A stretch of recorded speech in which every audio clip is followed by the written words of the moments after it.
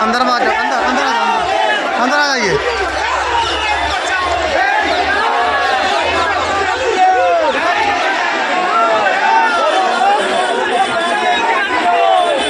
नमस्कार दोस्तों, आज नई दिल्ली के जंतर मंतर से रैली निकालकर केंद्रीय चुनाव आयोग का घेराव करने जा रहे हैं। इनका मांग है कि ईवीएम मशीन बंद करो और बैलेट पेपर लागू करो। केंद्रीय चुनाव आयोग कार्यालय नई दिल्ली का घेराव करने पहुंचे हैं भारत मुक्ति मोर्चा, बहुजन क्रांति मोर्चा और बहुजन मुक्ति पार्टी के कार्यकर्ता और पदाधिकारी। देखिए क्या कर रहे हैं। साथियों, आखिर ये भरोसा, ये विश्वास मोदी जी में और बीजेपी के नेताओं में कहां से आता है कि वो कहते हैं अब की बार 300 पार तो 300 पार आ जाती है, और इस बार कह रहे हैं अब की बार 400 पार। तो ये कहने का भरोसा उनमें आता कहां से है? ये कहने का भरोसा उनमें उस ईवीएम से आता है जिस ईवीएम को भारत इलेक्ट्रॉनिक्स लिमिटेड बनाती है, ECIL बनाती है, और उस कंपनी के 7 डायरेक्टर में से 4 डायरेक्टर बीजेपी के पदाधिकारी हैं। जो बीजेपी के 4 पदाधिकारी उस कंपनी के 7 में से 4 डायरेक्टर हैं। वो कंपनी ईवीएम बना रही है और ईवीएम के अंदर उन्होंने रियल टाइम क्लॉक लगा के रखा हुआ है। और ये जो 4 टेक्निकल एक्सपर्ट कमेटी के सदस्य हैं, जो IIT के प्रोफेसर्स हैं, वो लोग जो इस सॉफ्टवेयर को बनाते हैं, जो माइक्रो कंट्रोलर चिप जिसके अंदर ये सॉफ्टवेयर की सारी सिस्टम लगाया जाता है, उसी के अंदर प्रोग्रामिंग करते वक्त ये प्रोग्राम फिक्स कर दिया जाता है कि फलानी तारीख को फला टाइम से फला टाइम के बीच जितनी भी वोट पड़ेंगी उसका 60% वोट वो बीजेपी को चला जाएगा। तो फिर आप जितनी मर्जी वोट बीजेपी को हराने के लिए देते रहिए।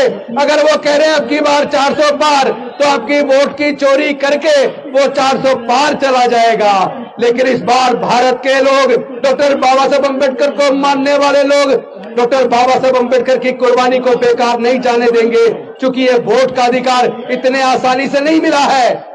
जब इस संविधान सभा के अंदर इस बात पे चर्चा शुरू हुई, अंग्रेज जानने वाले हैं, हमें अपनी सरकार चुननी है, वोट का अधिकार किसको मिलना चाहिए, तो संविधान सभा के ज्यादातर सदस्य वोट का अधिकार केवल ग्रेजुएट को, इनकम टैक्स पेई को और बड़े बड़े जमींदारों को देना चाहते थे। लेकिन डॉक्टर बाबा साहब अम्बेडकर जी ने सोचा, इस मनुस्मृति की वजह से जो धार्मिक बंदिश थी, हमारे लोगों को पढ़ने का अधिकार नहीं था, तो हमारे लोग ग्रेजुएट नहीं बन पाए। हमारे लोगों को व्यापार करने का अधिकार नहीं था, तो हमारे लोग व्यापारी नहीं बन पाए, तो इनकम टैक्स पेई भी नहीं बन पाए। हमारे लोगों को संपत्ति का अधिकार नहीं था, तो हमारे लोग जमींदार भी नहीं बन पाए। इसका मतलब ये लोग भारत के दलित, पिछड़े, आदिवासी को और महिलाओं को ये वोट का अधिकार नहीं देना चाहते।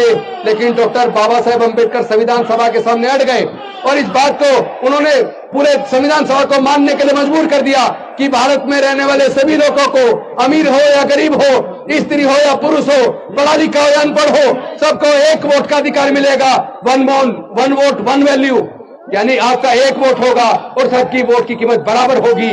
लेकिन ये जो ईवीएम के माध्यम से हमारी वोट की चोरी हो रही है, इस तरीके से ये डॉक्टर बाबा साहब अम्बेडकर की कुर्बानी को बेकार करना चाहते हैं। इतनी आसानी से हमारे पढ़ने के रास्ते इतनी आसानी से नहीं खुले हैं। ये जो नौकरी का रास्ता मिला, तरक्की का रास्ता खोला, ये इतनी आसानी से नहीं हुआ। इसको दिलाने के लिए डॉक्टर बाबा साहब अम्बेडकर जी ने अपने 5 में से 4 बच्चे गंवा दिए, अपनी जवान पत्नी माता रमाबाई को गंवा दिया। तो हमारा सब कुछ इन्होंने जो लूटा है, ये अब चूंकि बाबा साहब ने जो रास्ता खोला था, इन्होंने शिक्षा को महंगा करके वो रास्ता बंद कर दिया और सब कुछ प्राइवेटाइज करके नौकरी का बस रास्ता बंद कर दिया, ठेकेदारी प्रथा ला दी और अब ईवीएम के माध्यम से हमारी वोट की ये चोरी करते हैं। मैं वामन मिश्राम जी का धन्यवाद करता हूं।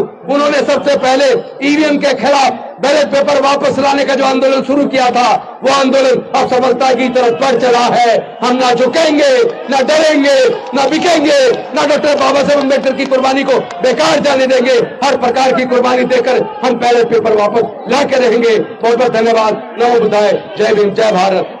बहुत बहुत धन्यवाद सर। हम